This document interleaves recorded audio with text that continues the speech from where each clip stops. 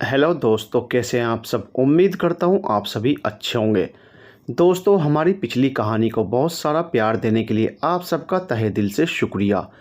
दोस्तों, एक बार फिर से आपके सामने हाजिर हूँ एक नई कहानी के साथ। उम्मीद करता हूँ ये कहानी भी आपको बहुत ज़्यादा पसंद आएगी। तो चलिए चलते हैं कहानी की ओर।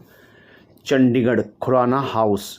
ये एक आलीशान घर का बेहद खूबसूरत सा कमरा था। कमरे की दीवारें पिंक और वाइट कलर की थी।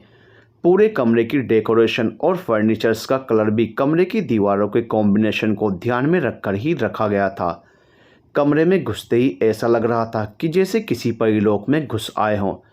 वैसे इस कमरे की मालकिन भी किसी राजकुमारी से कम नहीं है। ये कमरा है शहर के नामी बिजनेसमैन अभिनव खुराना की इकलौती बेटी प्रियांशी खुराना का, जिसे सब प्यार से प्रिया कहते हैं। कमरे में रखा अलार्म लगातार बज रहा था, लेकिन बेड पर आड़ी तिरछी होकर सो रही लड़की के ऊपर उसके बजने का कोई असर नहीं दिख रहा था। अलार्म की तेज़ आवाज़ भी उसकी नींद में खलल नहीं डाल पाई थी। वो आराम से घोड़े बेचकर सो रही थी। तभी कमरे में रेड कलर का सूट पहने अभिनव जी की पत्नी चंचल ने एंटर किया। उन्होंने सबसे पहले अलार्म ऑफ किया और कमरे के पर्दे हटा दिए, जिससे कमरे में तेज़ रोशनी फैल गई। उन्होंने नीचे गिरे टेडी बियर और बाकी सामानों को उठाकर अपनी सही जगह पर रखा। फिर बेड पर बैठ गई और लड़की के ऊपर से ब्लैंकेट हटा दिया। गुड मॉर्निंग बच्चा, चलो अब जल्दी से उठ जाओ, नीचे तुम्हारे पापा ने पूरा घर सर पर उठा रखा है। उन्होंने बहुत प्यार से लड़की के रेशमी बालों में हाथ फेरते हुए कहा। मम्मा, इतनी सुबह क्यों जगा रहे हो? अभी तो मुझे और सोना है, लड़की ने उनींदी सी आवाज़ में कहा और वापस से ब्लैंकेट अपने ऊपर खींच लिया। सुबह के 9 बज रहे हैं प्रिया, तुम्हें पता है ना, जब तक डैड अपनी डॉल का चेहरा नहीं देख लेते उनका दिन ही नहीं शुरू होता। चलो जल्दी से उठ जाओ, वरना पापा को ऑफिस के लिए लेट हो जाएगा। प्रिया की मम्मी चंचल जी ने फिर से ब्लैंकेट खींचते हुए कहा। क्या मुसीबत है, पेरेंट्स का ज़्यादा प्यार भी ना कभी कभी टॉर्चर बन जाता है, प्रिया ने चिढ़ते हुए कहा और उठ बैठी। झल्ली कहीं की कुछ भी बोलती हो, चंचल जी ने उसके सिर पर चपत लगाते हुए कहा। तो लड़की मुस्कुराकर उनके गले लग गई और बोली, गुड मॉर्निंग मम्मा। मॉर्निंग बच्चा, मैं नीचे जा रही हूँ, तुम भी जल्दी से फ्रेश होकर आ जाओ, वरना डैड का बीपी बढ़ जाएगा, प्रिया ने चंचल जी की बात को बीच में काटते हुए कहा। तो उन्होंने उसे एक बार फिर चपत लगा दी। नहीं, मूड खराब हो जाएगा। चंचल जी नीचे चली गई। उनके जाते ही वो वापस से सोने लगी। तभी बाहर से ही चंचल जी की आवाज़ आई, डोंट स्लीप। प्रिया ने मुंह बना लिया और बेमन से उठकर बाथरूम में चली गई। चंचल जी नीचे हॉल में आई और ड्राइंग हॉल से लगे ओपन किचन की तरफ बढ़ गई। डाइनिंग एरिया में कोई ब्लैक कलर के बिजनेस सूट में बैठा न्यूज़पेपर पढ़ रहा था। चंचल जी के कदमों की आहट पर उसने बिना पीछे मुड़े ही कहा कि हमारी डॉल जगी या नहीं? जग गई है भाई, बस थोड़ी देर में नीचे भी आ जाएगी। तब तक आप चाय तो पी लो, चंचल जी ने अभिनव जी से कहा। आज तक अपनी डॉल का चेहरा देखे बिना मैंने कभी पानी भी पिया है क्या? फिर क्यों जिद करती हो हर रोज़? अभिनव जी ने न्यूज़पेपर पढ़ते हुए कहा। वो इसलिए क्योंकि मैं नहीं चाहती अपनी इस आदत की वजह से आगे आपको कोई परेशानी हो। आपकी डॉल अब बड़ी हो चुकी है। एक दिन कोई राजकुमार उसे अपनी दुल्हन बनाकर अपने घर ले जाएगा। फिर तो आप रोज़ सुबह उसका चेहरा नहीं देख पाएंगे ना। इसलिए अभी से ये आदत बदल लो, चंचल जी ने उन्हें हमेशा की तरह समझाया। तो अभिनव जी के चेहरे पर उदासी दिखने लगी। ओफो मम्मा, आप क्यों मेरे डैड को ये बेकार की पट्टी पढ़ाती रहती हो? मैं इन्हें और आपको छोड़कर कहीं नहीं जाने वाली, इसलिए डैड को अपनी कोई आदत बदलने की कोई ज़रूरत नहीं है। प्रिया ने अभिनव जी को पीछे से हक करते हुए कहा। और नहीं तो क्या, मेरी डॉल मुझसे कभी दूर नहीं जाएगी, क्योंकि मैं इसके लिए ऐसा लड़का ले आऊँगा जो हमारे साथ इसी घर में रहे। अभिनव जी ने मुस्कुराते हुए कहा। उन्होंने अब तक उपाय ढूंढ लिया था अपनी बेटी को हमेशा अपनी नज़रों के सामने रखने का। उनकी बात पर प्रिया ने बुरा सा मुंह बनाया और जूस उठाकर पीने लगी। तभी उसे कुछ याद आया। उसने कहा, डैड, आपने मेरा ऑर्डर कर दिया है? हाँ बेटा, कल तक उसकी चाबी तुम्हारे हाथों में होगी, अभिनव जी ने उसकी बात पूरी होने से पहले ही कहा। प्रिया खुशी से उछल पड़ी। Thank you so much dad, मुझे ना कुछ तुम्हारे अकाउंट में पैसे ट्रांसफ़र कर दिए हैं। इस बार भी अभिनव जी ने उसकी बात पूरी होने से पहले ही उसका जवाब दे दिया। आप ना वर्ल्ड के बेस्ट डैड हो, प्रिया ने उनके गले लगकर कहा। तो अभिनव जी ने उसका माथा चूमते हुए कहा, और आप वर्ल्ड की बेस्ट डॉटर। ये क्या बातें हो रही थी आप दोनों में, और किस चीज़ का ऑर्डर दिया गया है? चंचल जी ने उन दोनों को घूरते हुए कहा। तो प्रिया ने कहा, मेरी न्यू कार। कार? अभी इस बर्थडे पर ही तो न्यू स्कूटी मिली है ना तुम्हें? चंचल जी ने हैरान होते हुए कहा, बट वो स्कूटी है मॉम, मेरे सारे फ्रेंड्स अपनी कार से कॉलेज जाते हैं। प्रिया ने कहा। तो चंचल जी ने कहा, क्योंकि बेटे उन्हें कार चलानी आती होगी। मैं भी तो सीख रही हूँ ना मम्मा। प्रिया ने उन्हें कन्विंस करने की कोशिश की। इसी चक्कर में तुमने पिछले हफ्ते हमारे घर के गेट को उखाड़ दिया था। चंचल जी ने उसे याद दिलाया। तो प्रिया का मुंह लटक गया। श्रीमती जी हमारी डोल सीखने की कोशिश कर रही है ना, देखना बहुत जल्दी वो अच्छे से सीख जाएगी। प्रिया से पहले ही अभिनव जी ने कहा। तो चंचल जी ने अपना सर हिला दिया, जैसे कहना चाहती हो कि इनका कुछ नहीं हो सकता। प्रिया ने जल्दी से नाश्ता किया और बाहर जाने लगी। तो चंचल जी ने पूछा, आज तो संडे है ना?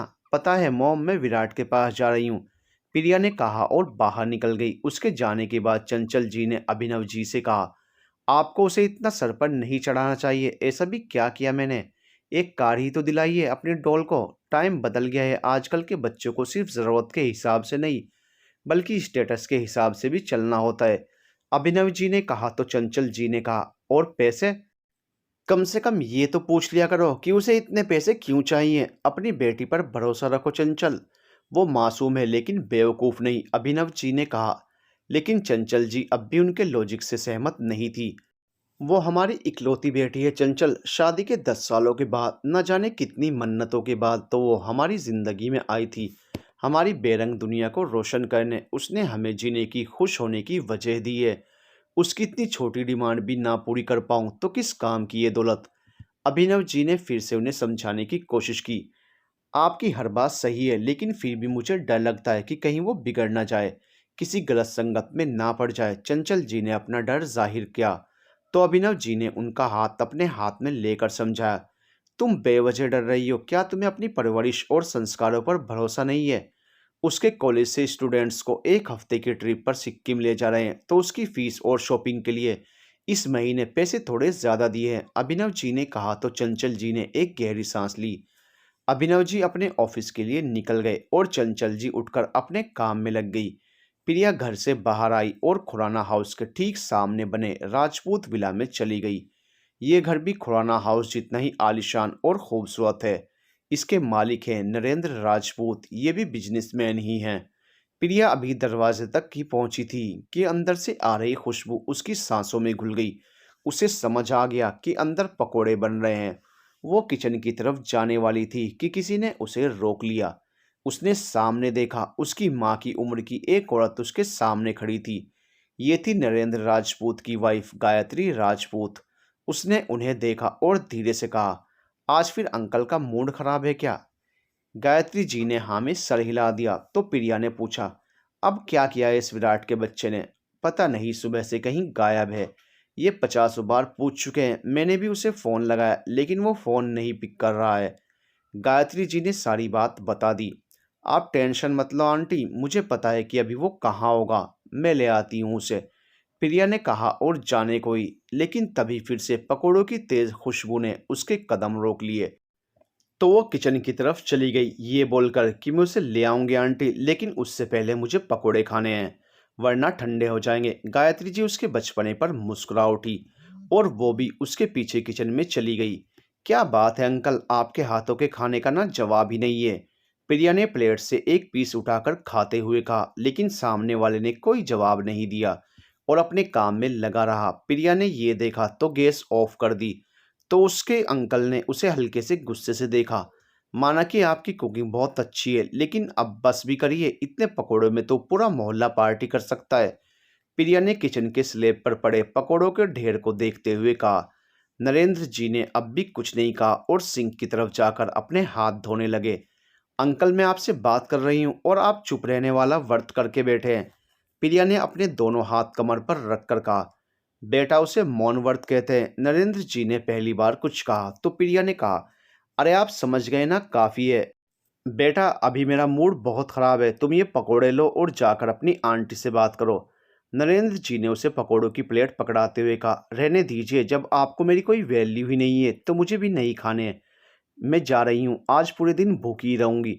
प्रिया ने मुंह लटका कर कहा। नरेंद्र जी ने जब उसका लटका हुआ मुंह देखा तो परेशान हो गए। आई एम सॉरी बेटा, उस नालायक का गुस्सा तेरे ऊपर निकल गया। आज वो मिल जाए बस, डंडे से उसकी पिटाई न की तो मेरा नाम भी नरेंद्र राजपूत नहीं। आप सिर्फ कहते हैं कि मैं आपकी लाडली हूँ, मानते नहीं हैं। हमेशा विराट से गुस्सा होने पर आप मुझे इग्नोर कर देते हैं।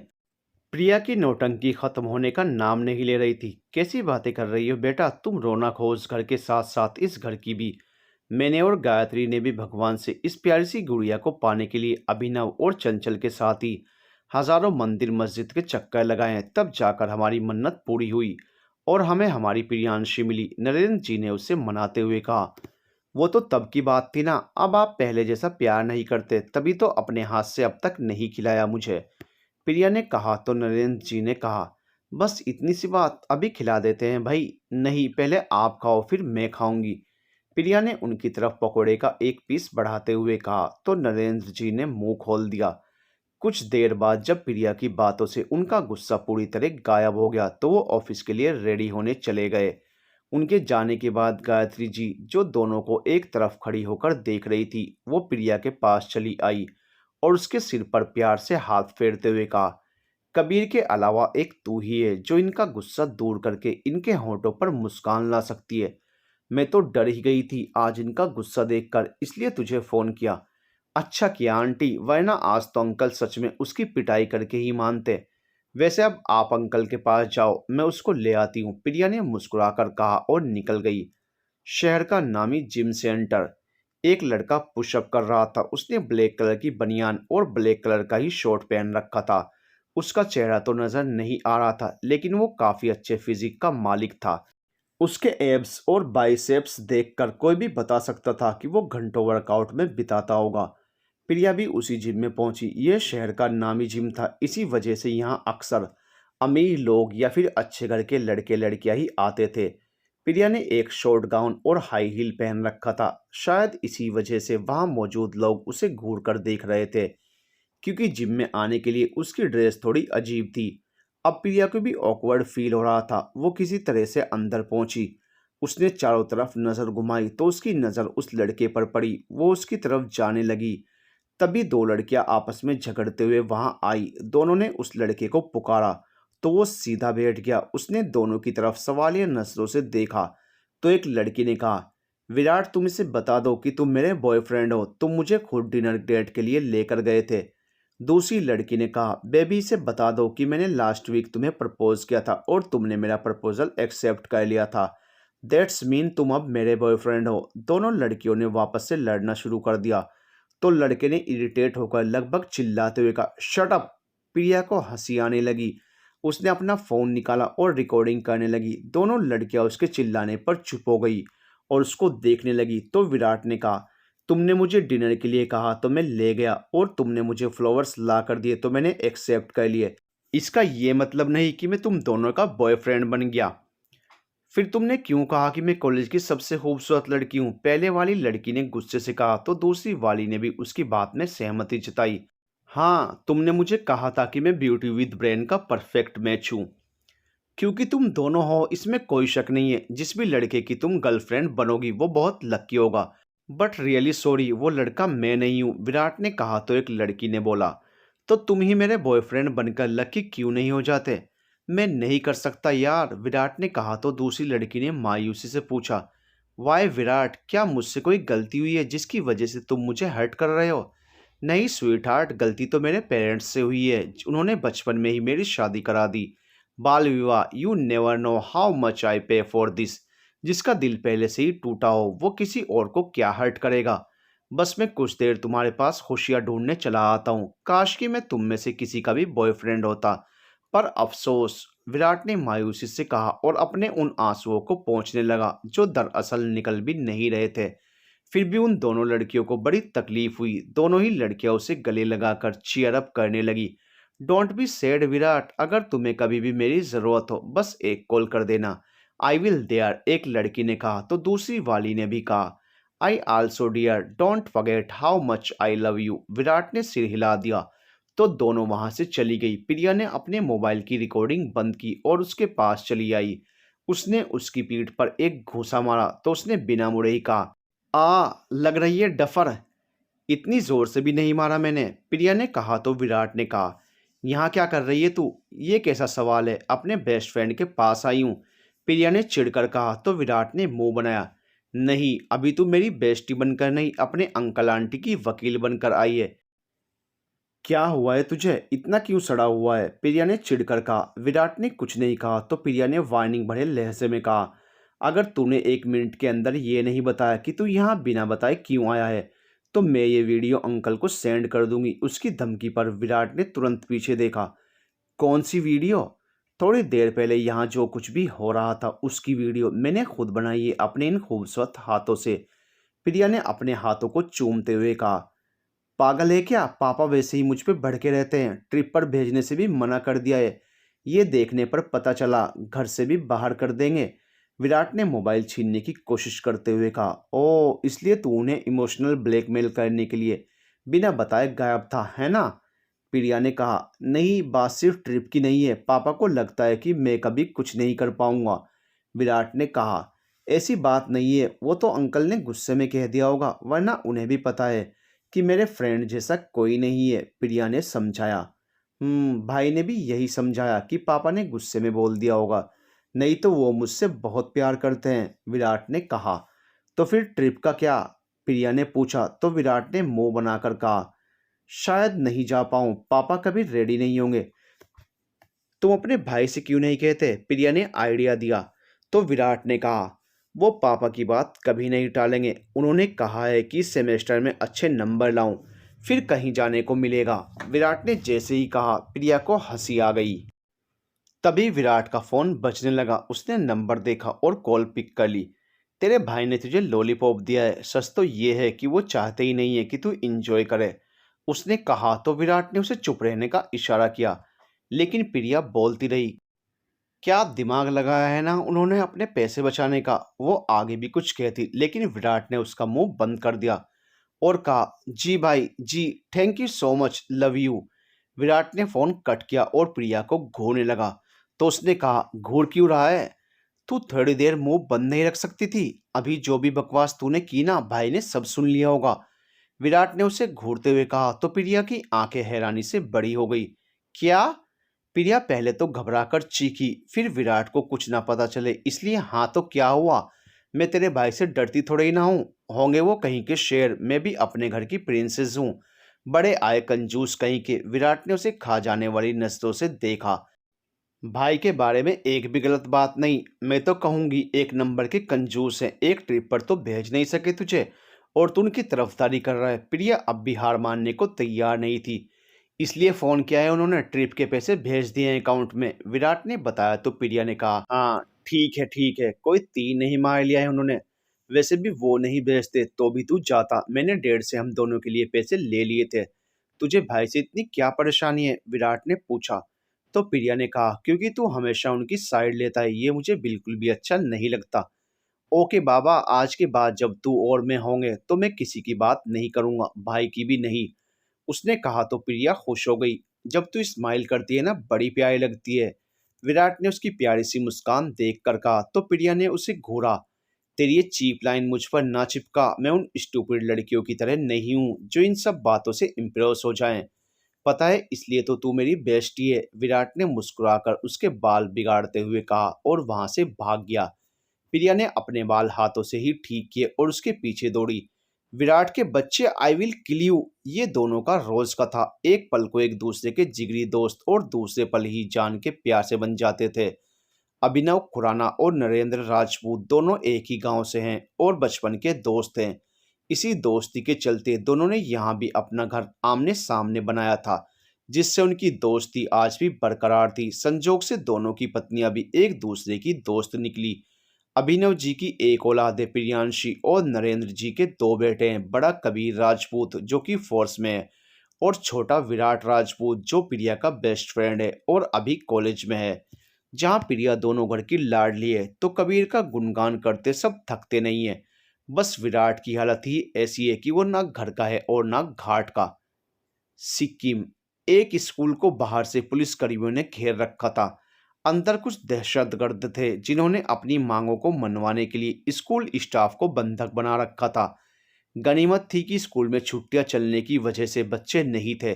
अंदर से लगातार गोलियां चल रही थी। इस वजह से स्कूल स्टाफ को सुरक्षित बाहर निकालना एक बड़ी चुनौती थी।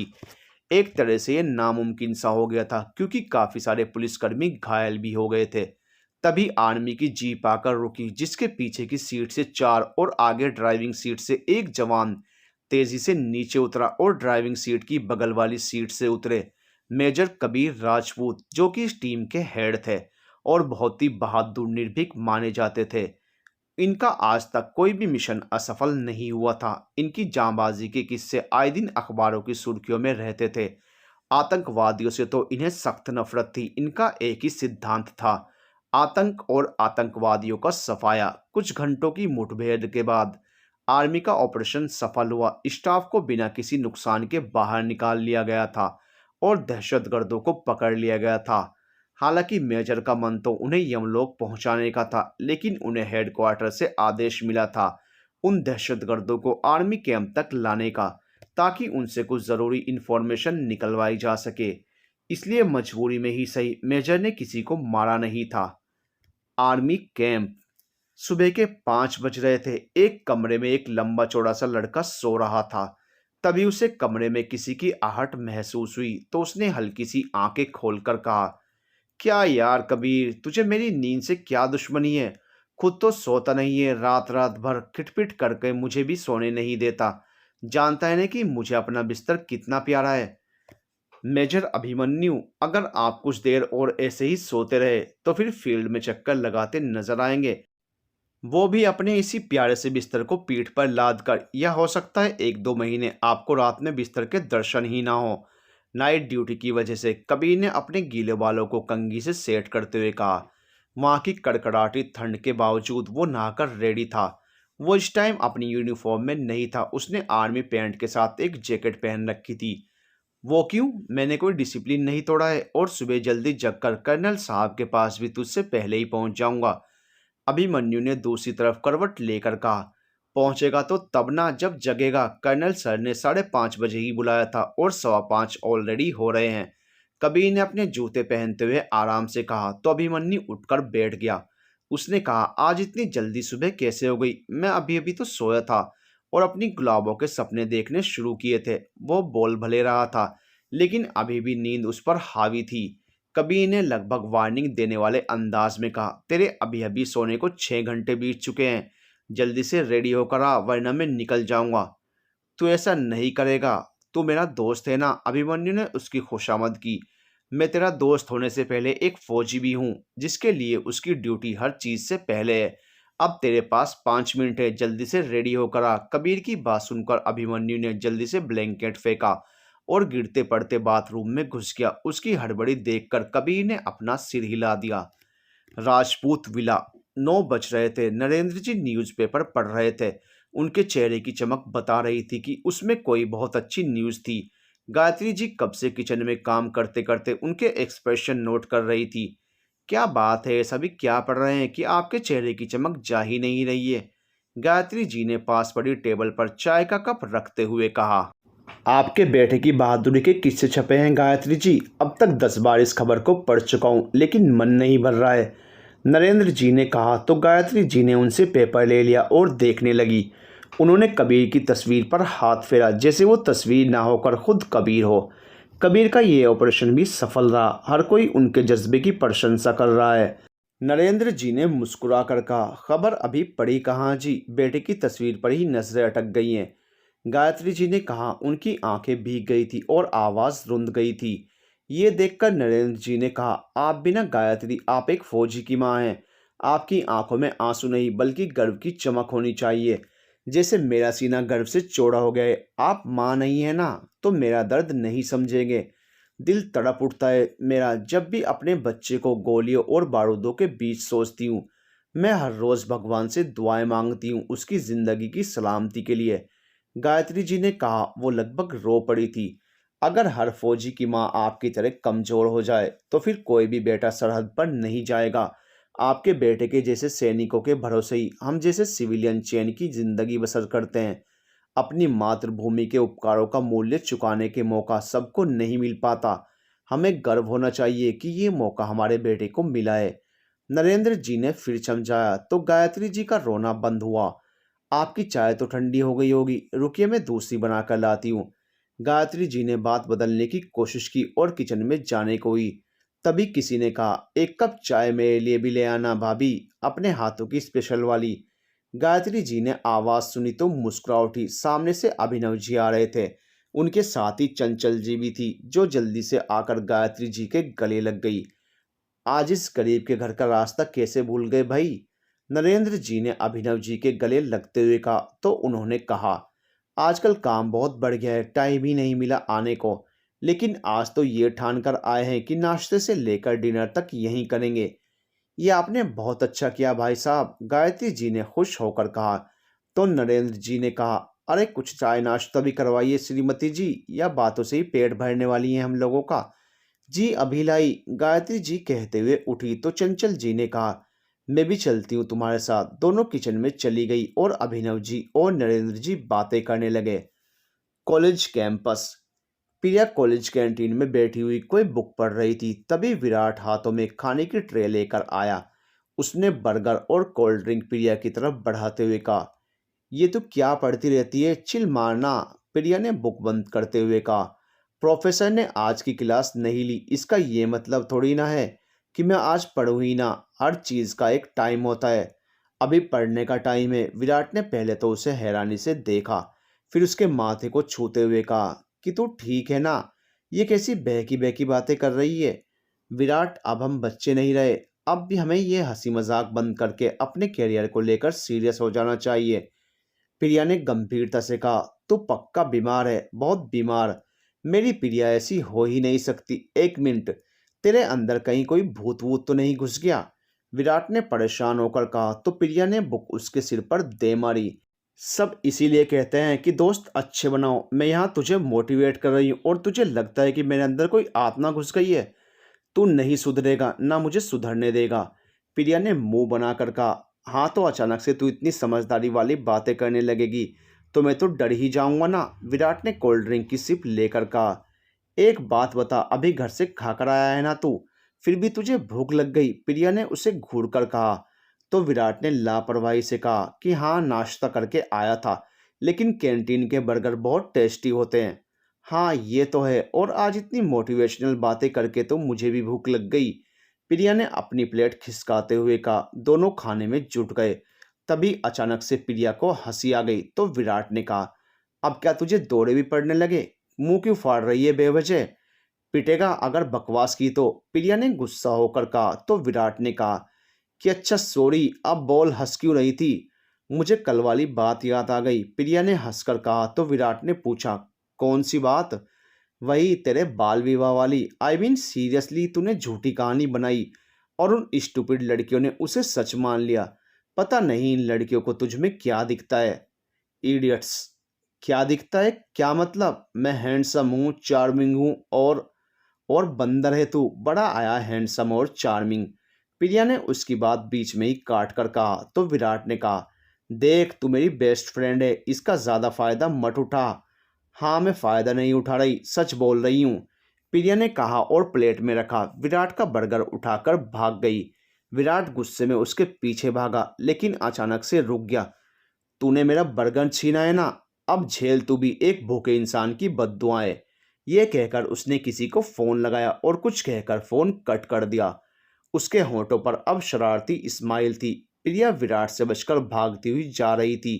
तभी किसी से टकरा गई। उसने सिर उठाया तो उसका मुंह रोने वाला बन गया। उसके सामने एक लड़का खड़ा था, कैली बालों में, गोरा सा। उसने छोटे से फ्रेम का चश्मा लगा रखा था। प्रिया ने उसे देखकर भागना चाहा तो उसने कहा, प्रियांशी मुझे रोज तो दे दो। कौन से रोज मुकुल?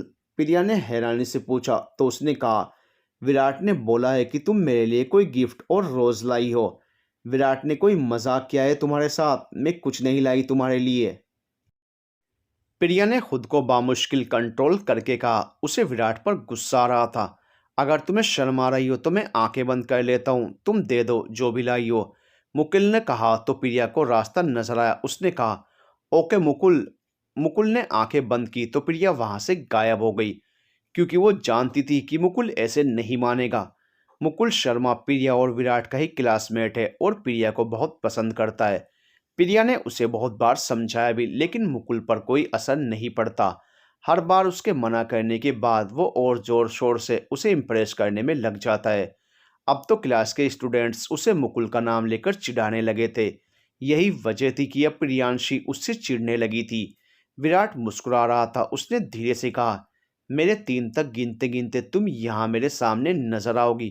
1 2 एंड तभी उसे पीछे से एक घूंसा पड़ा। उसने बिना पीछे मुड़े कहा, चोट लग रही है मुझे, इसीलिए मार रही हूँ इडियट। अगर देश में किसी को जान से मारने की सजा फांसी होती ना, तो आज इस दुनिया से तेरा नामो निशान खत्म कर देती। प्रिया ने गुस्से में कहा, अब क्या किया मैंने? विराट ने आराम से कहा। तो प्रिया ने गुस्से में कहा, ज्यादा मत बन, तू अच्छी तरह जानता है कि मैं किस बारे में बात कर रही हूँ। हद है विराट, तू मुझे ढूंढ नहीं पाया तो तूने मुकुल को मेरे पीछे लगा दिया। अरे मैं जानता था कि तू कहीं छुपी रहे, वही एक ऐसा इंसान है जो तुझे ढूंढ सकता है। आफ्टर ऑल तेरा सच्चा आशिक है वो। विराट ने हंसकर कहा, मेरा दिमाग खराब मत कर, मैं घर जा रही हूँ। आज लेक्चर अटेंड भी किया तो कुछ समझ नहीं आएगा, प्रिया ने अपना बैग उठाते हुए कहा। तो विराट ने उसके पीछे आते हुए कहा, रुकना, मैं भी आता हूँ, तेरे बिना मैं क्या करूँगा। राजपूत विला। विराट और प्रिया ने घर के अंदर एंटर किया तो अपने पेरेंट्स को साफ देखा। देखा प्रिया, हम दोनों को कॉलेज भेजकर यहाँ हमारे पेरेंट्स पार्टी कर रहे हैं, विराट ने कहा। तो प्रिया ने अपना बैग सोफे पर पटका और अभिनव जी के पास बैठ गई। अभिनव जी ने कहा, आ गई मेरी डॉल, हम लोग तुम्हारा ही वेट कर रहे थे। रहने दीजिए डैड, आप लोग हमारे बिना ही यहाँ मजे कर रहे हैं।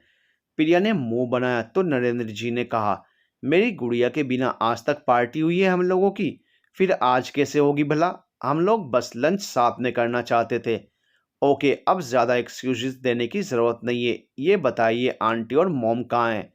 प्रिया ने कहा तो नरेंद्र जी ने ही जवाब दिया, वो दोनों आज अपने हाथों से लंच प्रिपेयर कर रही हैं। वैसे किस खुशी में आज घर का माहौल इतना खुशनुमा बना है?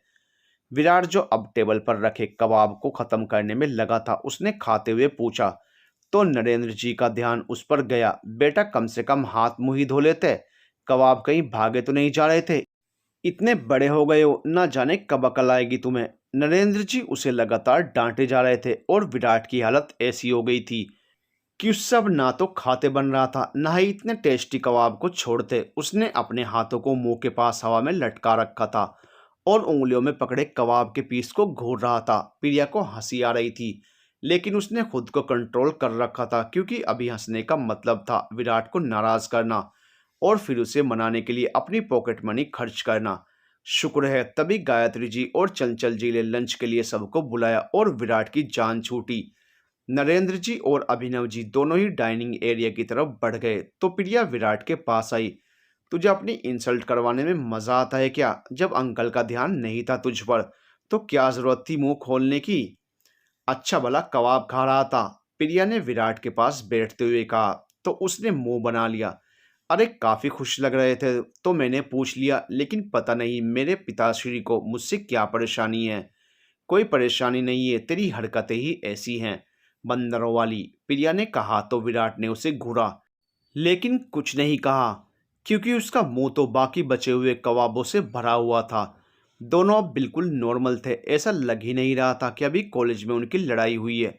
कुछ समय बाद सब डाइनिंग टेबल पर थे और लंच कर रहे थे। तब अभिनव जी ने कहा, एक बात तो है यार, भाभी के हाथों में ना जादू है।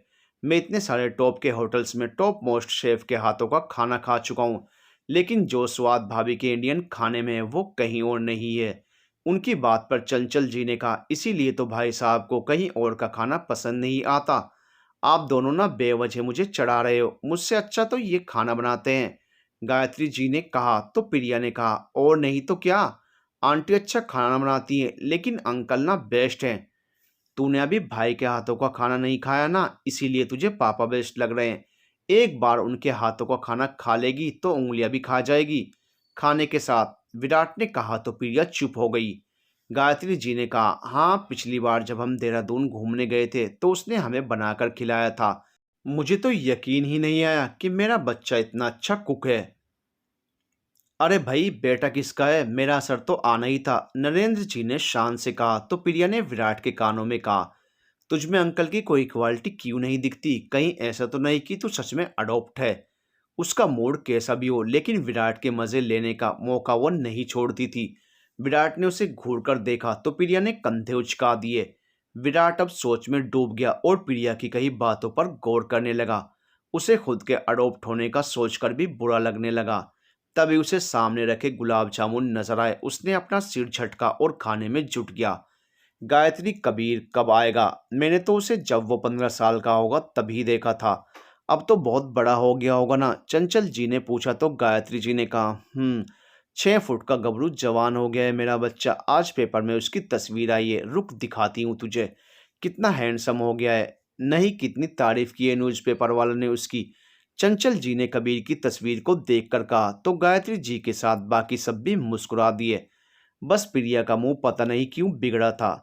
तो उसे ये नौकरी छोड़ देने के लिए क्यों नहीं कहता? आखिर किस लिए एक मामूली सी जॉब की वजह से अपने घर परिवार से दूर है वो? अभिनव जी ने जैसे ही कहा सब चौंक कर उन्हें देखने लगे। इस बार प्रिया को भी अपने पापा की बातें अच्छी नहीं लगी। मामूली सी जॉब? नरेंद्र जी ने अभिनव जी के ही कहे शब्द दोहराए। उनके चेहरे के भावों से ही लग रहा था कि उन्हें अपने दोस्त की बातें अच्छी नहीं लगी थी। लेकिन अभिनव जी ने उनके एक्सप्रेशन को इग्नोर करके कहा, आप सब मुझे इतनी हैरानी से क्यों देख रहे हैं? इतने बड़े बिजनेस का वारिस है वो। सुना है कि उसके नाना नानी ने भी अपना सारा बिजनेस और प्रॉपर्टी उसके नाम कर दिए। फिर क्यों वो सुख चैन की नींद छोड़कर वहां तकलीफें सह रहा है? भाई कोई जॉब नहीं कर रहे हैं अंकल, वो अपनी सुख चैन की नींद गवा कर देश की रक्षा कर रहे हैं ताकि हम जैसे चैन से जी सकें। और आपको ये मामूली सी नौकरी लग रही है। उसी मामूली नौकरी की वजह से ये देश सुरक्षित है। विराट ने हल्के से गुस्से से कहा तो अभिनव जी ने कहा, मानता हूं कि देश के लिए कुछ करना बहुत बड़ी बात है। इनफैक्ट मैं बहुत रेस्पेक्ट भी करता हूं अपने सेना के जवानों की। लेकिन मैं नहीं चाहता कि विराट या फिर प्रियांशी फौज में जाएं। मैं कबीर को तो नहीं रोक पाया, लेकिन इन दोनों को कोई परेशानी नहीं झेलने दूंगा। नरेंद्र जी कुछ कहना चाहते थे, लेकिन अभिनव जी की नम आंखें देखकर चुप हो गए। वो जानते थे कि उनका दोस्त बच्चों से बहुत प्यार करता है, इसलिए वो उन्हें कोई भी तकलीफ नहीं होने देना चाहता। वो एक समय कबीर के फौज में जाने के फैसले के खिलाफ थे, लेकिन उसकी जिद के आगे उनकी एक नहीं चली। धीरे धीरे जब उसकी बहादुरी के किस्से सुनकर लोग उन्हें कबीर के नाम पर सम्मान देने लगे तो उन्हें भी अपने बेटे पर गर्व होने लगा था। आर्मी कैंप, रात का टाइम। ये तूने बंदर के जैसे मुंह क्यों फुला रखा है? कब से बुला रहा हूं मैं, कबीर ने अभिमन्यु से कहा, जो गुस्से में पैर पटकते हुए अपना काम कर रहा था। तो मत देख मुझे, अभिमन्यु ने चिढ़कर कहा। तो कबीर ने उसका हाथ पकड़कर आराम से पूछा, क्यों गुस्सा है, बता मुझे। तो क्या करूं, गुस्सा ना हूं यार। छुट्टी के लिए कब से अप्लाई किया था, इस बार इतनी मुश्किल से छुट्टी भी मिली तो कैंसिल करनी पड़ेगी। कर्नल साहब ने फिर से नया काम जो सौंप दिया। अभिमन्यु ने कहा, तो अभी कल ही तो हम लौटे हैं एक मिशन से, रेस्ट भी नहीं किया ढंग से। अभिमन्यु ने कहा, इसलिए गुस्सा है? हम फौजी हैं, हमें हर समय तैयार रहना चाहिए किसी भी जिम्मेदारी के लिए। और तुझे क्या परेशानी है? ये काम तो मुझे मिला है ना। तू जाना, अपनी छुट्टियां एंजॉय कर। कबीर ने उसे समझाया तो उसने कहा, मैं अपनी जिम्मेदारी से भाग नहीं रहा, लेकिन हम भी तो इंसान हैं। वैसे भी मुझे तुझ पर गुस्सा आ रहा है। मैंने क्या किया? कबीर ने उसकी बगल में बैठते हुए हैरानी से पूछा तो उसने कहा, मैंने तुझे बोला था ना कि तू भी मेरे साथ ही एप्लीकेशन दे दे घर जाने के लिए। लेकिन तुझे तो मेरी कुछ सुननी नहीं है। तेरी वजह से मैं भी नहीं मिल पाऊंगा अपनी गुलाबों से। और कहीं ऐसा ना हो मैं तेरा साथ निभाऊं और मेरी गुलाबों किसी और की हो जाए। मुझे नहीं चाहिए थी अभी कोई भी छुट्टी यार, इसलिए नहीं डाली एप्लीकेशन। लेकिन तू क्यों नहीं जा रहा? कबीर ने पूछा तो अभिमन्यु ने कहा, क्योंकि क्योंकि मैं तुझे किसी खतरनाक मिशन पर अकेला छोड़कर नहीं जाऊंगा, फिर चाहे इसके लिए मेरा दिल ही क्यों ना टूट जाए। कबीर उसकी तरफ देखने लगा। कितना प्यार है अभिमन्यु के दिल में उसके लिए। कहने को तो वो सिर्फ दोस्त है, लेकिन अभिमन्यु ने हमेशा भाई से बढ़कर उसका साथ निभाया है। उसकी तंद्रा अभिमन्यु की आवाज से टूटी। मुझे तो हमेशा घर वालों की गुलाबों की याद आती है। तू पता नहीं किस मिट्टी का बना है। सच बता, तेरा घर जाने का मन नहीं करता क्या कभी? करता है यार, इसलिए तो सोचा है इस बार दिवाली में घर जाऊंगा ताकि घर वालों के साथ त्यौहार मना सकूं। सालों बीत गए, उनके साथ ना कोई भी फंक्शन या त्यौहार नहीं मना पाया। कबीर ने कहा तो अभिमन्यु ने कहा, मैं नहीं मानता, मैंने कभी तुझे छुट्टी की बात करते नहीं देखा। शायद तू ऐसा इसलिए है क्योंकि बचपन से ही तू अपने घर वालों से दूर रहा है, पहले हॉस्टल फिर यहाँ, या फिर तू किसी से भाग रहा है। मैं अपनों से दूर रहा हूँ इसलिए उनके साथ की कीमत समझता हूँ। मैं घर नहीं जाता क्योंकि मैं चाहता हूँ कि कोई और मेरी जगह पर घर जाकर अपनों के साथ समय बिता पाए। मुझसे मिलने तो माँ पापा और विराट अक्सर खुद ही चले आते हैं। घर जाऊंगा तो फिर आने में बहुत तकलीफ होगी, मुझे भी और उन्हें भी। कबीर ने कहा। उसके चेहरे पर गहरी दुख की रेखाएं थी और एक दर्द था जिसे देखकर अभिमन्यु को लगा कि ये शायद अपनों को मिस करने के कारण है। वो कबीर के गले लग गया। ये तू ना कम इमोशनल हुआ कर, अगर तेरी गुलाबों ने देख लिया तो पक्का छोड़कर चली जाएगी। कौन शादी करना चाहेगा किसी रोतलू बंदे से? कबीर ने उसे खुद से दूर करते हुए कहा। तो अभिमन्यु ने मुंह बना लिया। मैं सोने जा रहा हूं, तुझसे कुछ कहूंगा ही नहीं। तेरे लिए सोचो तो तू मेरा ही मजाक उड़ाने लगता है, अभिमन्यु ने गुस्से में कहा। तो कबीर हंस पड़ा। ये देखकर अभिमन्यु ने अपना चेहरा ब्लैंकेट में ढक लिया। तो धीरे धीरे कबीर की मुस्कान भी कम हो गई। उसके चेहरे पर अब एक संजीदगी दिखने लगी थी। तू कुछ बता या ना बता, लेकिन मैं ये जानता हूँ कि ज़रूर कुछ ऐसा है जो तुझे अपनों से दूर रखे हुए है। मैंने कितनी बार तेरे चेहरे पर अपनों से दूर रहने का दर्द देखा है, इसलिए तुझे अकेला नहीं छोड़ता। मैं ये भी जानता हूँ कि हर बार की तरह इस बार भी तू घर नहीं जाएगा, लेकिन इस बार मैं तुझे घर जाने को मजबूर कर दूंगा, और आज नहीं तो कल मैं ये भी पता लगा ही लूंगा कि क्या है ऐसा जो तुझे रोक लेता है अपने घर जाने से। अभिमन्यु कुछ देर तक सोच विचार करता रहा, फिर अपनी आंखें बंद कर ली। कबीर ने भी अपना सिर दीवार से लगा लिया और किसी गहरी सोच में डूब गया।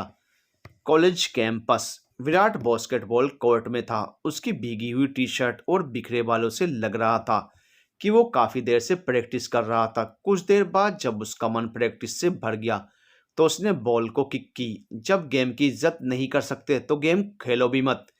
पीछे से एक गुस्से भरी आवाज पर विराट ने मुड़कर देखा। उसके सामने एक बेहद प्यारी सी लड़की खड़ी थी। गोरा रंग, औसत कद, उसने अपने कंधे तक आते बालों की पौनी बना रखी थी। उसका चेहरा धूप की वजह से चमक रहा था। विराट कुछ देर तक खोसा गया था, लेकिन जल्दी ही उसने खुद को संभाला और कहा, बॉल प्लीज। तुमने आज पहली बार बास्केटबॉल कोर्ट देखा है क्या? लड़की ने उसकी बात को इग्नोर करके कहा। तो विराट हैरान रह गया। वो उससे, यानी कि कॉलेज के बास्केटबॉल कैप्टन से ये सवाल पूछ रही थी। लिसन, तुम शायद मुझे जानती नहीं हो, विराट ने कहा। तो लड़की ने कहा, मैं तुम्हें जानने में इंटरेस्टेड भी नहीं हूँ, बस तुमको फर्क बता रही हूँ कि जिसे तुम किक मार रहे हो वो फुटबॉल नहीं बास्केटबॉल है। इसे ऐसे खेलते हैं। लड़की ने उछलकर बॉल को बास्केट के हवाले करते हुए कहा। तो विराट चिढ़ गया। तुम मुझे, यानी कि विराट राजपूत को बताओगी कि गेम कैसे खेलते हैं? इस कॉलेज की बास्केटबॉल टीम का कैप्टन हूं मैं। विराट का लहजा ना चाहते हुए भी कड़वा हो गया था। फिर तो इस कॉलेज का भविष्य भगवान के हाथों में है। लड़की ने फिर व्यंग्यात्मक लहजा अपनाया। इस बार विराट को गुस्सा आ गया। वो आगे बढ़ा और लड़की को पकड़कर अपनी तरफ खींच लिया। वो नाजुक सी लड़की उसके सीने से आकर लग गई। इस करीबी से वो दोनों ही चौंक गए। तुम खुद को समझती क्या हो? विराट राजपूत से इस तरह से बात करने की हिम्मत आज तक किसी की नहीं हुई, और न ही मैं किसी को खुद से इस तरह से बात करने की इजाज़त देता हूँ। विराट ने उसकी आंखों में देखते हुए कहा। वो लड़की एक पल को डर गई। फिर उसने कहा कि जिंदगी में हर चीज़ कभी ना कभी पहली बार ही होती है, और मुझसे दूर रहकर बात करो, वरना। वरना क्या? विराट ने उसे घूरते हुए कहा। तो उसने विराट के पैरों पर जोरदार किक मारी। उसकी पकड़ लड़की से हट गई। उसने अपने पैर पकड़ लिया। Are you mad idiot? या ऑफ कोर्स, लड़की ने अपने बालों को झटक कर कहा और दूसरी तरफ चली गई और सामने से आते एक लड़के से टकरा गई जो कि बास्केटबॉल टीम का ही एक प्लेयर था। लड़के ने कहा, है सानिया, कैसी हो? आजकल दिखती नहीं। तुम जैसे को दिखने से अच्छा मैं गायब ही हो जाऊं। सानिया ने उसे घूर कर कहा और अपनी टीम के पास चली गई। विराट भी उसे ही घूर रहा था। जब वो लड़का रवि उसके पास आया, विराट ने उससे पूछा, कौन थी ये मेंटल पीस? ये गर्ल्स बास्केटबॉल टीम की कैप्टन है, सानिया खान। पता नहीं लड़कों से इसे क्या दुश्मनी है, हमेशा जहर ही उगलती रहती है उनके लिए, रवि ने कहा। विराट की नजरें सानिया पर टिकी थी और वो अपनी टीम के साथ खेलने में मस्त हो गई। विराट ने एक से बढ़कर एक खूबसूरत लड़कियों को देखा था जो उसके आगे पीछे मंडराती रहती थी और उसके एक इशारे पर कुछ भी करने को तैयार रहती थी, लेकिन इस औसत सी लड़की ने उसे ऐसे नजरअंदाज किया था जैसे कॉलेज के सबसे हॉट और हैंडसम लड़के विराट राजपूत का वजूद कोई भी मायने ही न रखता हो उसके लिए। उसकी इसी बात ने विराट को उसके बारे में सोचने पर मजबूर कर दिया। To be continued.